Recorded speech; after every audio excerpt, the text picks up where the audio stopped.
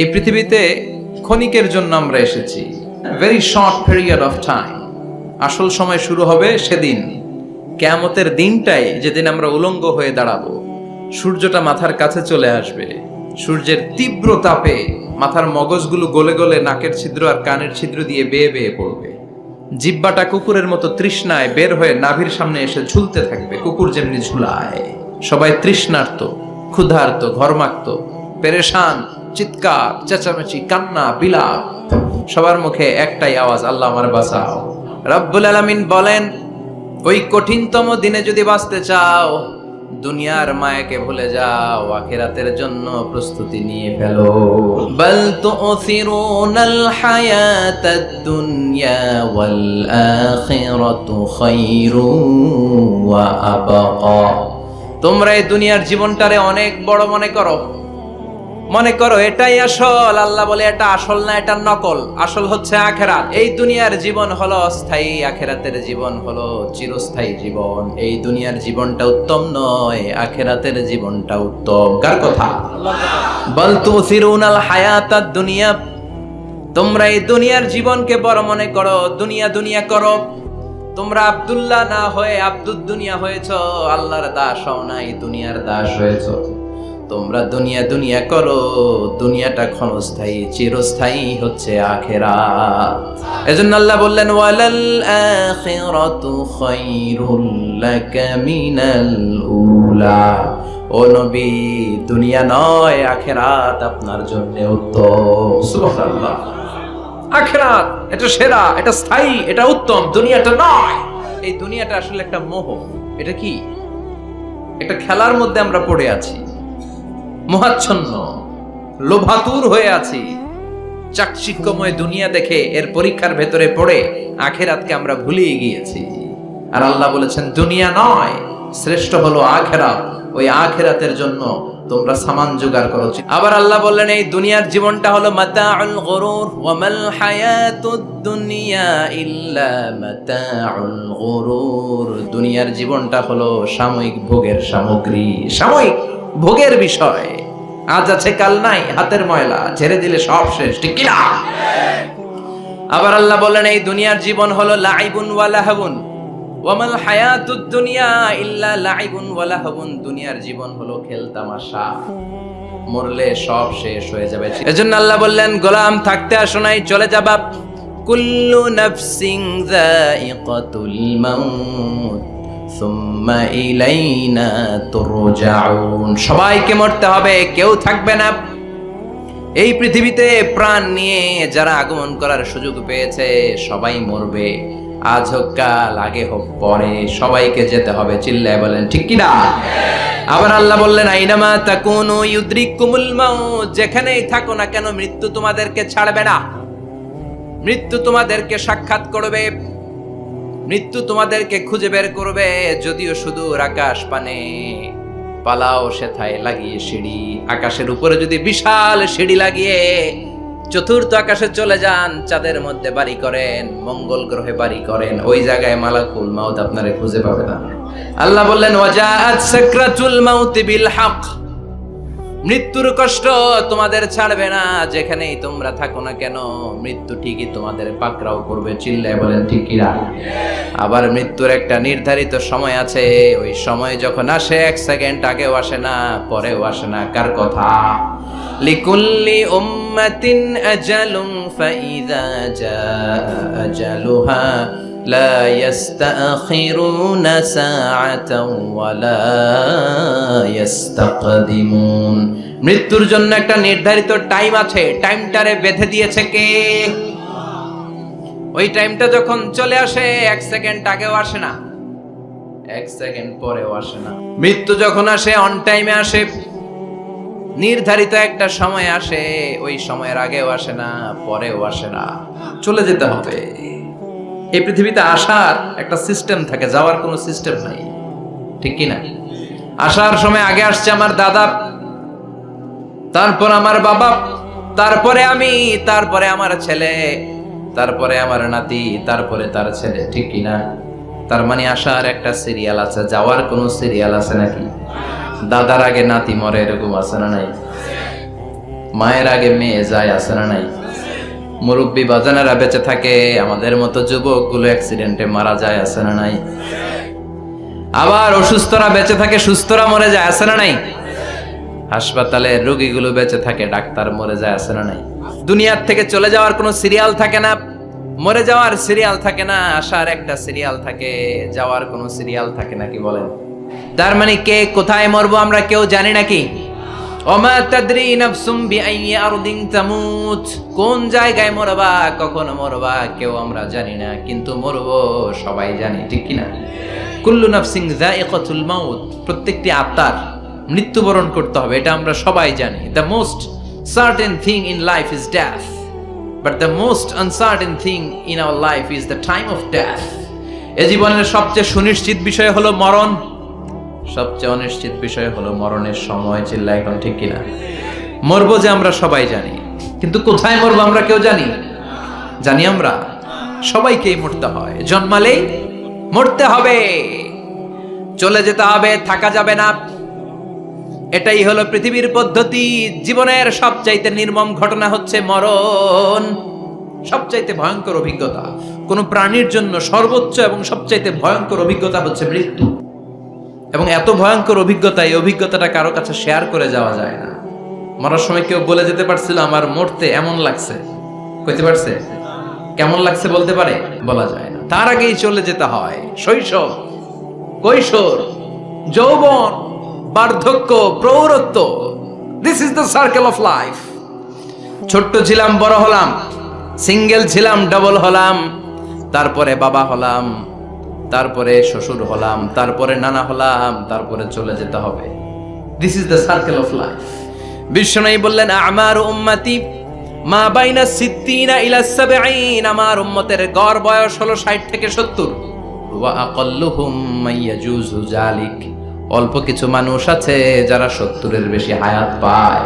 এজন্য বিশ্বনবী বলেন এই যে মুরব্বীদের দাড়ি পাকে, এই যে রাস্তায় অ্যাক্সিডেন্ট হয়, এই যে ক্যান্সারে আক্রান্ত হয়ে লোকজন মারা যায়, তার উপরেও কি টনক নড়ে না? এরপরেও কি বিবেকে ধরে না যে তোমাকে চলে যেতে হবে? আকসিরু যিকরা হাযিমিল লাযযাত, জীবনের সব স্বাদকে পানসা করে দেয় ওই মরণকে স্মরণ করো। মরণকে স্মরণ করলে জাহান্নাম বরণ করা লাগে না। চিল্লায় বলেন ঠিক কিনা? আবার আল্লাহ বললেন গোলাম, স্পেশাল একজন ফেরেশতা আমি মরণের জন্য সিলেক্ট করলাম, নাম মালাকুল মাউত। তাকে আমরা আজরাইল বলে চিনি।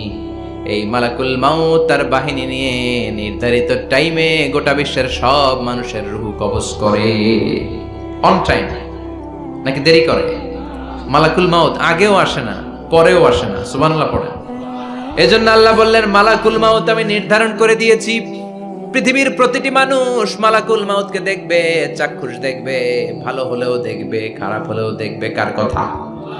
ভালো মানুষ যদি হয়, আল্লাহওয়ালা যদি হয়, ইসলাম প্রিয় যদি হয়, ডানপন্থী যদি হয়, মৃত্যুর সময় মালাকুল মাউত আলা সূরাতি শাবিন আলা আহসানি সূরা, একজন যুবকের আকৃতিতে চমৎকার ধবধবে সাদা একটা জুব্বা পরে, জান্নাত থেকে জান্নাতি কাফন নিয়ে, হানুত মিন হানুতিল জান্নাত, জান্নাতের সুগন্ধি নিয়ে মুমূর্ষু রোগীর মাথার সামনে এসে বসে যায় আর দেহটার ইঙ্গিত করে বলে ইয়া আইয়াতুহান নাফসুত তাইয়্যিবা, ও পবিত্র আত্মা।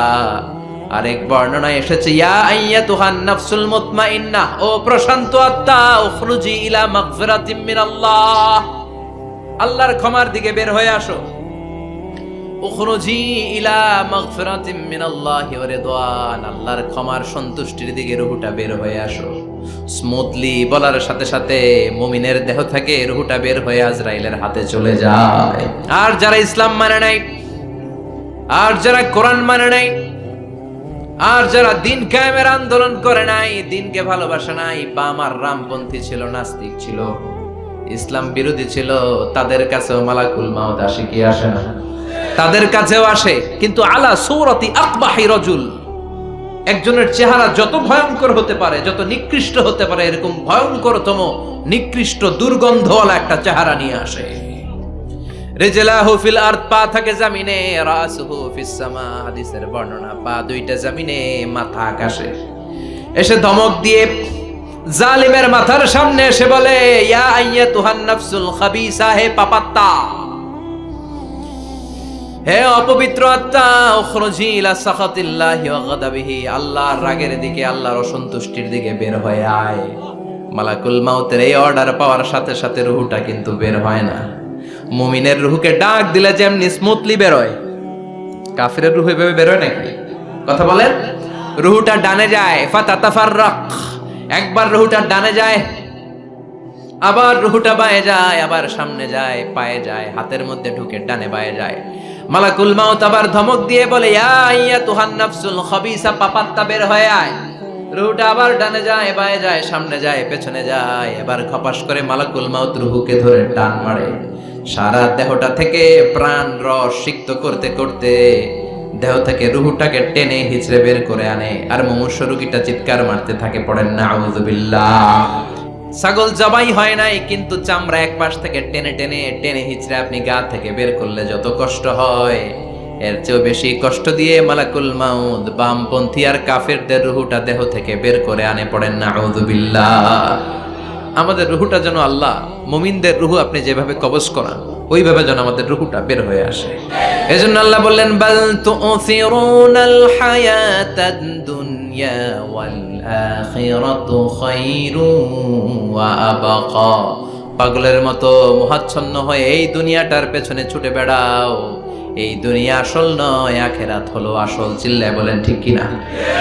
অস্থির, আমরা অস্থির, আমরা ব্যস্ত দুনিয়ার লোভে আর মোহে পড়ে। আমাদেরকে যে মরতে হবে, চলে যে যেতে হবে, এটা ভাবার সময় আমাদের নাই।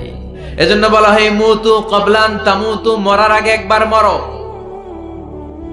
হাসিবু ক্বাবলান তুহাসাবু আলাইক, তোমার হিসাব কিয়ামতের দিন করার আগে তুমি তোমার হিসাব করো। জীবনে কি কি পাপ করেছি আমি জানি, আমার চেয়ে ভালো কেউ জানে না। চিল্লায় বলেন ঠিক কিনা?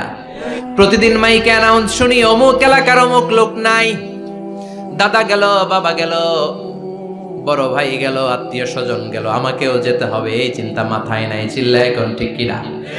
এজন্য লাইফটা হলো one time, one chance, second কোনো চান্স আপনাকে দেয়া হবে নাকি? কাফেররা বলবে, ইয়া রাব্বি, আরেকটা সুযোগ দেন। লাউ আন্না লানা কাররা, ইয়ানি মাররা, আল্লাহর একটা সুযোগ যদি পেতাম, দুনিয়াতে ভালো করে আসতাম। আল্লাহ বলবেন, ইন্নাহা কালিমাতুন কাইলুহা, এটা শুধু তাদের মুখের কথা, তাদেরকে আবার সুযোগ দিলেও তারা কিচ্ছু করবে না। চিল্লা এখন ঠিক কিনা? এজন্য একটা চান্স আমরা পেয়েছি, এই দুনিয়ার ওয়ান চান্সে আমরা ভয় পাবো একজনকে। চিল্লায় বলেন তিনি কে? এজন্য যেতে আমাদেরকে হবে। এই মরণ থেকে পালানোর কোনো সুযোগ কেউ পালাতে পারে নাই। এই মরণ হলো আখিরাতের প্রবেশদ্বার। মরণ নামক পালকিতে চড়ে আমরা কবরের ভেতরে ঢুকি। মরণ হলো প্রথম পর্ব, কবর হলো দ্বিতীয় পর্ব। যেরকম ঠিক কিনা? এজন্য বিশ্বনবী বললেন, আল কবর রাউদাতুম মিন রিয়াদিল জান্নাহ আও হুফরাতুম মিন হুফারিন নার। কবর হলো কারো জন্য জান্নাতের বাগান, কারো জন্য জাহান্নামের গর্ত। আমরা বলি, আল্লাহ আমাদের কবরটারে জান্নাতের বাগান বানাও। আবার বিশ্বনবী বললেন, ইন্নাল কবরা আউয়াল মানজিল মিন মানাজিলিল আখিরাহ। কবর হলো আখিরাতের মানজিলগুলোর প্রথম মানজিল। আখিরাতে একটার পরে একটা অনেকগুলো স্টেশন আপনাকে পার হতে হবে। প্রথম স্টেশনটার নাম হলো কবর। এই কবর নামক স্টেশনে যদি আপনি মাফ পেয়ে যান, সামনের সব স্টেশনগুলোতে মাফের ব্যবস্থা করবে কে? আল্লাহ। আর কবর নামক স্টেশনে যদি ধরা খেয়ে যান, আপনার মায়ের আছে না নাই? লাশটাকে যখন রাখা হয়, লাশটা চিনে কে আমারে রাখলো, কে আমাকে ধৌত করলো, কে আমারে কাফন পড়ালো। এজন্য বিষ্ণুই বলেছেন, মুমূর্ষের সামনে বসে বসে পড়ো, লা ইলাহা ইল্লাল্লাহু মুহাম্মাদুর রাসূলুল্লাহ। লাকিনু মাউতাকুম, লা ইলাহা ইল্লাল্লাহ। মুমূর্ষের সামনে দাঁড়িয়ে দাঁড়িয়ে পড়ো, লা ইলাহা ইল্লাল্লাহ। এই লা ইলাহা হচ্ছে জীবিতদের জন্য কালিমা, আর আমরা মরার পরে এই জিকির করি। ঠিক কি না? আমাদের দেশের অনেক জায়গায় লাশ নিয়ে কবরে যাওয়ার সময় লা ইলাহা পড়ে না। না, এটা আগের জিকির, মরার আগের জিকির। মরার আগে আপনাকে অ্যানাউন্সমেন্ট দিতে হবে, আল্লাহ ছাড়া কোনো ইলাহ নাই, বিশ্বনবী হচ্ছেন শেষ নবী এবং রাসূল। চিল্লায় বলেন ঠিক কি না? লাশটাকে যখন রেখে দেয়া হয়, বিশ্বনবী যত মানুষকে কবরে রেখেছেন, তারপরে দাঁড়িয়েছেন আর বলেছেন, ইস্তাগফিরু লিআখিকুম, তোমার ভাইদের জন্য তোমরা দোয়া করো। ফা ইন্নাহুল আনা ইউসআল, এখনই তাকে কবরে সওয়াল করা হবে। কবরে প্রশ্ন আছে না নাই? বিশ্বনবী খাদিজাতুল কুবরা, ওনার প্রথম স্ত্রী খাদিজাতুল কুবরা তাহেরাকে কবরের মধ্যে রেখে দিয়ে কাঁদতে শুরু করলেন, চোখের পানি ছেড়ে অনেক দোয়া করলেন। দোয়া শেষে সব সাহাবারা ঘরে ফিরে যায়, বিশ্বনবী যায় না। সাইয়েদনা আবু বকর বললেন, ও নবী চলেন ঘরে যাই। অনেক তো দোয়া করলেন, বিশ্বনবী বললেন, আবু বকর তুমি যাও, আমি যাব না। এইটা সাধারণ মহিলা না, এটা বিপদের দিনের সঙ্গিনী খাদিজা। মক্কায় যখন আমার কেউ ছিল না, খাদিজা আমারে ভুলে নাই। 3 বছর কাফিররা আমাকে জেলখানায় বন্দি রেখেছে, নাম শিয়াবে আবি তালেবের জেলখানা। আমার স্ত্রী ওই জেলখানার জীবনেও আমারে ছাড়ে নাই, আমার সাথে 3 বছর খাদিজাও জেল খেটেছে। এই একটাই মহিলা, যেই মহিলাকে আল্লাহ আরশের উপর থেকে সালাম দিয়েছে, মহিলাটার নাম খাদিজা। আল্লাহু আকবার। আমার সব সন্তান আল্লাহ খাদিজার পেট থেকে দিয়েছে। ও আবু বকর, আমার এই কলিজার টুকরা প্রিয়তমা খাদিজারে রেখে দিয়ে কেমনে বাসায় যায়? তুমি যাও, আমি দাঁড়িয়ে থাকবো। এজন্য কবরের আযাব থেকে বিশ্বনবী পানাহ চেয়েছেন। বিশ্বনবী বলেছেন, আল্লাহুম্মা ইন্না নাউযু বিকা মিন আযাবিল কবর। ও আল্লাহ, কবরের আযাব থেকে তুমি আমাদেরকে বাঁচাও। পড়েন আমিন। কবরে মুমিনদেরকে 4টা প্রশ্ন করা হবে, কাফিরদেরকে 3টা প্রশ্ন। প্রথম প্রশ্ন, মার রব্বুক, তোর রবের নাম কি? আমরা কি বলবো? আল্লাহ আমার রব, এই রবই আমার সব। পড়েন আমিন। দ্বিতীয় প্রশ্ন, আমার দীনুক, তোর দিনের নাম কি? ধর্মের নাম কি? তৃতীয় প্রশ্ন, মান হাযার রাজুল, এই লোকটাকে কে? আমরা বলবো মুহাম্মদ সাল্লাল্লাহু। 3টা প্রশ্নের উত্তর যখন আপনি কবরে করে দিতে পারবেন, অতিরিক্ত একটা প্রশ্ন, ওয়ামা ইলমুক, এই যে 3টা প্রশ্নের উত্তর পাল্লা, কেমন করে উত্তর জানলা? আপনাকে বলতে হবে, কোরআন থেকে আমি শিখেছি, বিশ্বনবীর হাদিস থেকে আমি শিখেছি। 4টা প্রশ্নের উত্তর যখন পারবেন, ফেরেশতারা বলবে আহলান সাহালান, খুশ আমদেদ, কংগ্রাচুলেশন, বাহ বাহ, তুমি তো চমৎকার পেরেছো। ফায়ুফসাহু লাহু কবরুহু 70 যিরাআন, মুমিন বান্দার কবরটা 70 হাত লম্বা করে দেয়া হবে। ইফতাহু লাহু বাবুন ইলাল জান্নাহ, জান্নাতের দিকে তার কবর থেকে একটা দরজা বানিয়ে দেয়া হবে। জান্নাতের সুঘ্রাণ ঠান্ডা বাতাস এসে তার কবরের ভিতরে ঢুকতে শুরু করবে। ইলবাসু লিবাস মিন আহলিল জান্নাহ, জান্নাতীদের পোশাক তার গায়ের মধ্যে পরিয়ে দেয়া হবে। আল্লাহু আকবার। আর বলা হবে, নাম কানাউমিল আরুস, বাসর রাতে বর যেমনি কনেকে নিয়ে ঘুমিয়ে যায়, তুমিও একটা ঘুম দাও। ইসরাফিলের সিংগার আওয়াজ ছাড়া পৃথিবীর কোনো কিছুই তার আগে ঘুম ভাঙতে পারবে না। আল্লাহ আমরাও যেন সেদিন কবর একটা মজার ঘুম দিতে পারি, তুমি তৌফিক দাও। জোরে বলেন আমিন।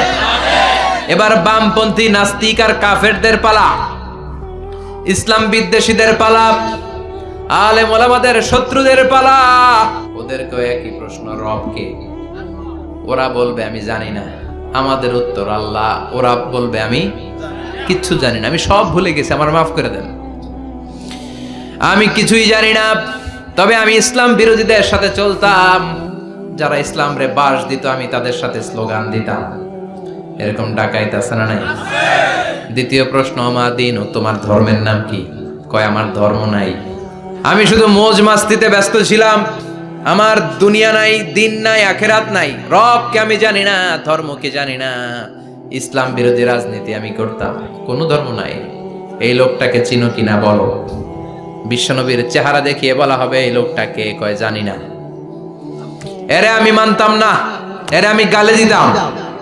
এরকম জাহান্নামের নরকীট আর পিতৃ পরিচয়হীন জারদ সন্তান বাংলার দেশেও আছে না নাই? ফায়ুদরাবু বিমা তারিকা মিন হাদিদ, লোহার হ্যামার দিয়ে শুরু হবে মা। এক একটা হ্যামারের বাড়িতে মাথাটা ফেটে চূর্ণ বিচূর্ণ হয়ে যাবে, দেহটা জামিনের ভেতরে 70 গজ দেবে যাবে, ওর চিৎকারে কবরস্থানটাও থারথার করে কাঁপবে। আবার জামিনকে বলা হবে ইলতাইমি, চাপা দে। জামিনে ঢুকে যাওয়ার পরে জামিনের এপাশ থেকে একটা চাপা, মাটি চাপা, বাম দিক থেকে মাটি চাপা, 2 চাপায় ডান দিকের পাজর বায়ে চলে যাবে, বাম দিকের পাজর ডানে চলে আসবে, ওর চিৎকারে কবরস্থানটা থারথার করে কাঁপবে। আল্লাহ এই ধরনের পরিস্থিতি থেকে তুমি আমাদেরকে বাঁচাও। এজন্য কবরের এই প্রস্তুতি নেওয়ার দরকার আছে না নাই? এজন্য ঈমানের দাবি হচ্ছে অন্যায়কে প্রতিরোধ করতে হবে, হকের পক্ষে থাকতে হবে। কোরআনের রাজনীতি নিজ চোখে দেখে ইসলামকে সংসদ ভবনের উপরে কালিমার পতাকা পতপত করে দেখার স্বপ্ন অন্তরে থাকতে হবে। চিল্লায় কোন ঠিক কিনা? এটাই তো মুমিন। যে ইসলামকে বিজয়ী শক্তি হিসেবে দেখতে চায়, যে কোরআনের আইন চায়, যে কোরআনের রাজ চায়। চিল্লায় বলেন ঠিক কিনা? এজন্য আমরা আল্লাহর কাছে কামনা করি, আল্লাহ তুমি আমাদেরকে ঈমানের মৃত্যু দাও। এজন্য আল্লাহ বললেন বাল তুসিরুনাল হায়াতাদ দুনিয়া ওয়াল আখিরাতু খায়রুন ওয়া আবাকা। ও আমার গোলাম, দুনিয়ার এই জীবনটাকে তোমরা আসল জীবন মনে করো। এই জীবন কিন্তু আসল জীবন না, আসল জীবন হলো আখিরাতের জীবন। কোন ঠিক কিনা?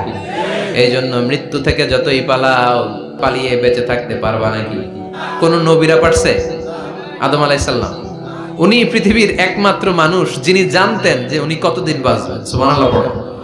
কেন আল্লাহ জানালেন? এর কারণ মৃত্যু কি এটা উনি জানেই না, কেমনে মরে দেখেই নাই, কষ্ট কি জানে না। আমরা আমাদের দাদাকে মরতে দেখেছি, মরণের কত কষ্ট আমরা দেখি, এজন্য ভয় আছে না নাই? আদম আলাইহিস সালামের দাদা আছে নাকি? এজন্য মৃত্যু যে কেমন এটা উনি জানতেন না। এজন্য আল্লাহ জানিয়ে দিলেন, আদম পৃথিবীতে তুমি 1000 বছর বাঁচবা। আলফু সানা। লাম্মা খালাকাল্লাহু আদামা ওয়া কানা তুলুহু 60 যিরাআন। বুখারীর বর্ণনা, সাইয়েদনা আদম আলাইহিস সালামকে বানানোর পরে আল্লাহ 60 হাত লম্বা বানালেন। এরপরে ওনার ঔরসে পৃথিবীতে যত নারী আসবে, পুরুষ আসবে রূহের জগতে, সবগুলো রূহকে বসিয়ে দিলেন বৈঠকে। সুবহানাল্লাহ। বিশাল কনফারেন্স রুম। আমরাও ছিলাম না? আমাদের রূহটাও ছিল। সাইয়েদনা আদম বললেন, আল্লাহ এরা কারা? আল্লাহ বললেন, আদম এগুলো সব তোমার সন্তান। সাইয়েদনা আদম অবাক দৃষ্টিতে, অপলক নয়নে নিজের সন্তানদের রূহগুলো দেখতেছিলেন। দেখতে দেখতে হঠাৎ একটা রূহকে ভালো লেগে গেল। বললেন, আল্লাহ এটা কার রূহ? আল্লাহ বললেন, এটা দাউদ আলাইহিস সালামের রূহ। পড়েন সুবহানাল্লাহ। আল্লাহ এটাকে দেখতে বড় ভালো লাগে, কার রূহ? এটা তোমার ছেলে নবী হবে, নবী দাউদের রূহ। কাম উমরুহ, আল্লাহ দুনিয়াতে সে কয়দিন বাঁচবে? আল্লাহ বললেন 40 সানা, 40 বছর। সাইয়েদনা আদম বললেন, মাবুদ আমার এত সুন্দর কলিজার টুকরা সন্তান দাউদ আলাইহিস সালামকে দুনিয়াতে মাত্র 40 বছর আপনি কেন দিলেন? আল্লাহ প্রথম মানুষ এবং নবী হিসেবে আপনার কাছে ফরিয়াদ করি, আমার ছেলে দাউদের বয়স বাড়ায়া দেন। আল্লাহ কয় না, হাদা কদ কুতিবা, এটা লেখা হয়ে গেছে। রুফিআতিল আকলাম ওয়া জাফফাতিস সুহুফ, লিখে ফেলছি, কালি শুকায় গেছে, এটা চেঞ্জ করা যাবে? সাইয়েদনা আদম বললেন, আল্লাহ আমি বাঁচমু কয় বছর? কয় তুমি থাকবা কয় বছর? আলফু সানা, 1000 বছর। মনে আছে? আল্লাহ আমার 1000 বছরের দরকার নাই, আমি আমার 1000 বছর থেকে 60 বছর আমার ছেলে দাউদরে আমি দিয়ে দিলাম। আদম আলাইহিস সালামের 1000 বছর থেকে 60 বছর যদি দান করে দেয়, ওনার আর কত রইল? 940। আর 60 বছর যদি দাউদ নবীর 40 বছরের সাথে যোগ দেয়া হয়, উনি পেলেন কয় বছর? 100। সাইয়েদনা আদম পৃথিবীতে আসলেন, এসে থাকতে শুরু করলেন। দিন গড়িয়ে রাত আসে, মাস গড়িয়ে বছর আসে, বছর যায় বছর আসে। ঠিক 940 বছর পর মালাকুল মাউত আদম আলাইহিস সালামের কাছে আসলেন। বললেন, আনা মালাকুল মাউত উকিলা বিকুম, আপনাদের জন্য আল্লাহ আমাকে বানিয়েছে রূহ কবজ করতে। ও আদম, আবুল বাশার, পৃথিবীর প্রথম মানব, প্রথম নবী, আপনার সময় শেষ, রেডি হন। সাইয়েদনা আদম বলে, এখন আসছো কেন? আমার আরো 60 বছর বাকি আছে। মালাকুল মাউত বলে, না, আপনি রূহের জগতে আল্লাহর কাছে আপনার সন্তান দাউদকে কয় বছর দিয়েছিলেন? 60 বছর। এজন্য 940 বছর আপনার জন্য লেখা। আমি এখন আপনার রূহ কবজ করতে চাই। সাইয়েদনা আদম বলে, আমি মানি না, আমি কাউরে দেই নাই। 60 বছর আমি দেই নাই, আমি আরো বাঁচবো, আমি আরো বাঁচবো, 60 বছর আমি বাঁচবো, আমি দেইটাই নাই। মিয়া যাও। মালাকুল মাউত আল্লাহর যে বলে, আল্লাহ দেয় নাই বলে। আসলে ভুলে গেছে, আসলে আফাতুল ইলমি আন নিসিয়ান, মানুষ ভুলে যায়, মানুষ বড্ড ভুলে যায়। আমরা অনেক সময় খাইয়াও কই খাই নাই। অনেক কিছু আপনি দিছিলেন কিন্তু ভুলে যাই, গলার নিচ দিয়ে নামার পরে কই তুমি কিচ্ছু দাও নাই। নাসিয়া আদম ফানাসিয়া বানু, আদম আলাইহিস সালাম ভুলে গেছেন, তাই আমরাও ভুল করি, ঠিক কি না? আল্লাহ বললেন, মালাকুল মাউত আর জোরাজুরি করো না, 940 নয়, ঠিক 1000 বছর পরে আদমের কাছে যাবা। আমি আমার আদমের ভাগ্যে এই জিনিসটাই রেখে দিয়েছিলাম রে মালাকুল মাউত। আমি আগ থেকে এটাই রেখেছি, আমি জানতাম সে ভুলে যাবে। চিল্লায় এখন সুবহানাল্লাহ। তার মানে পৃথিবীর সবচাইতে লম্বা মানুষ, 60 হাত লম্বা, এত শক্তিশালী আদম আলাইহিস সালাম শ্রীলঙ্কাতে প্রথম নেমেছিলেন। এক লাফ দিলে আধা মাইল চলে যাইতেন। সুবহানাল্লাহ।